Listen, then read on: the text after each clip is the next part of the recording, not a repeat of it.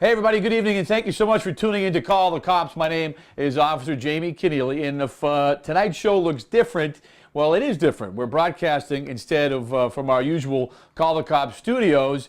Tonight we find ourselves in the kitchen of Chief Robert Dunford. Now, in case you didn't know, the Chief is retiring after 39 years. Yeah, 39 years of dedicated service to the department. And we're, of course, we're here today to talk to him about his career. And another thing, in case you didn't know, the Chief is a man of many talents. And one of those talents is his ability to cook. So tonight's show is about a couple of things. We're going to talk to the Chief and look back over his career. And we're also, well, he's going to cook something up for us. So without any further ado, it is my pleasure to welcome Chief Robert Dunford to Welcome to my house. Call the Cops. First things first, Chief, how did I talk you into this?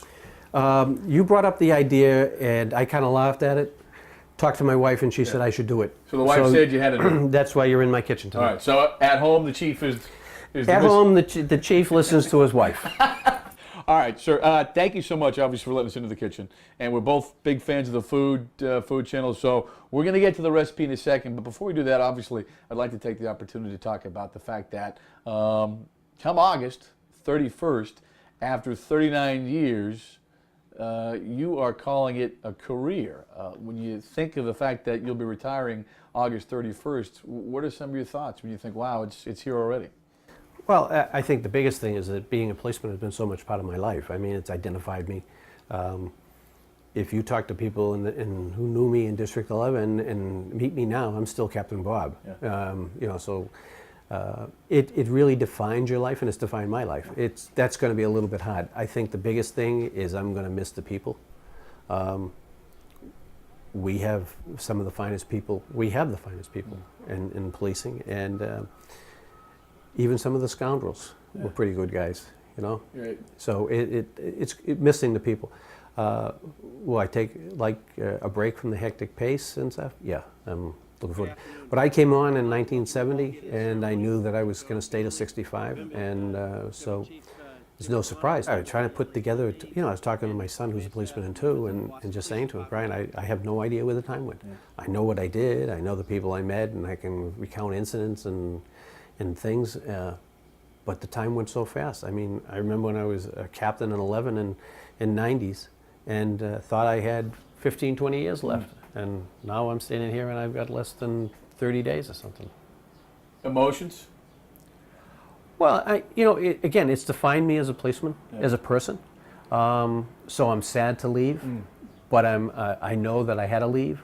Right. So again, coming on, I knew this was going to be my career path. There was no interest in leaving the department. I'm sad to leave the people. I'm sad to leave being involved in stuff. 1970 was the first day. October 7th, 1970. October 7th, 1970. Can you take us back to that first day? Well, you showed up at the academy. Actually, it really started before that, through the process. And I remember I was trying to grow a beard, because I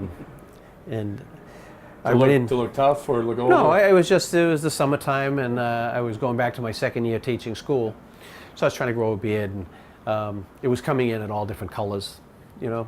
Anyway, I brought my papers into headquarters, and there was an old sergeant there, and he took the papers and he looked and said, "Okay, thank you," and I started turning away, and he said, "And by the way, son, shave the face."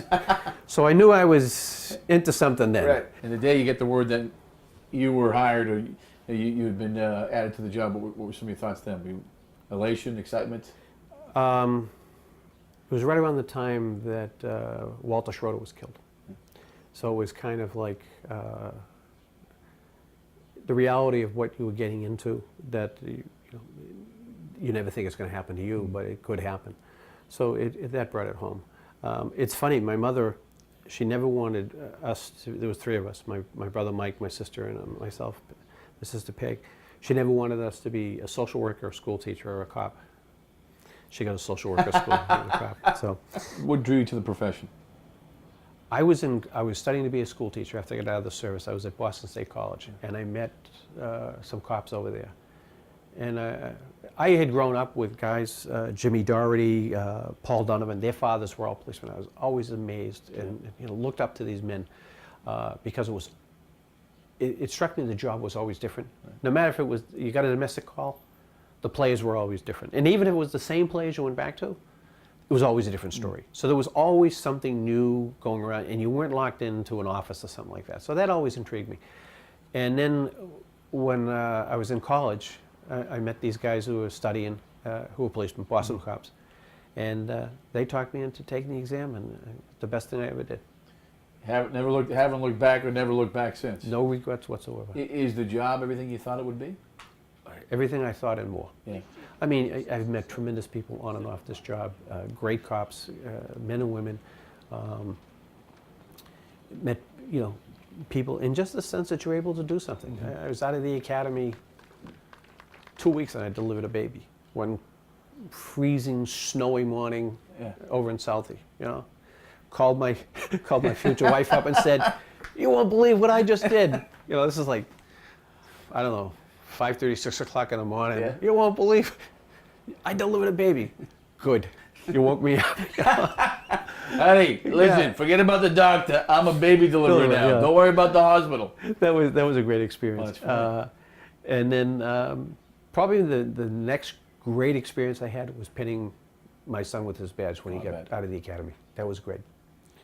He took my old patrolman's badge. That was a great moment for me. He must have seen that you had a love of the profession. When he got on, any special advice or words of advice about the key to being? Just treat people how you want to be treated yourself. Yeah. Treat people with respect. Even the guy that you're locking up who just committed some heinous crime, you treat him with respect. And it pays off. And you treat with people out of respect. And, the couple weeks ago, I did a morning watch with my son and his partner. And I'm going to do one more before I retire. And that was quite an experience. To see these young cops out there, how they interact with people, their knowledge of the street, their knowledge of the activity, it is fantastic. And again, people don't, the average citizen doesn't see what these guys do, men and women do every day. And unfortunately, there's no way to show that because you're not going to be able to follow them around. Right. But the way they treat people too, they're dealing with people who don't really want to be stopped by the police, and they deal with very professionally. And it was some great police work that night. Without any further ado, we're ready to go to the next step. So okay. What we have tonight here is linguine with a shrimp and red sauce. Okay. And why I picked this recipe, and we have a special surprise for you afterwards. Right. We'll I was going to ask you about the rumors of you being a chocoholic, but I think you can answer those. Without question, I am. No question. What I like about this recipe is that you can come home and within 40 minutes, you can have a great meal on the table. And it's very little prep time. Okay. For the meal today, I did some prep already, so you can see. I love color. Yep. Instead of using just green peppers, I like to use color. It also enhances the meal and stuff. Does it enhance flavor with different colored peppers, or is it just? No, the peppers really don't have a flavor among them, that's distinctive among themselves, but it's the spices you use. Okay. Like I like garlic, a little red pepper thing. And as a kid, my mother taught me how to sew, to cook, to do basic things. And, when I was in the service, being able to sew and do iron and things like that really helped. Mama taught you all that, sewing, cooking. You had, my mother worked, my father worked. Yeah. You had to take care of things. Interesting.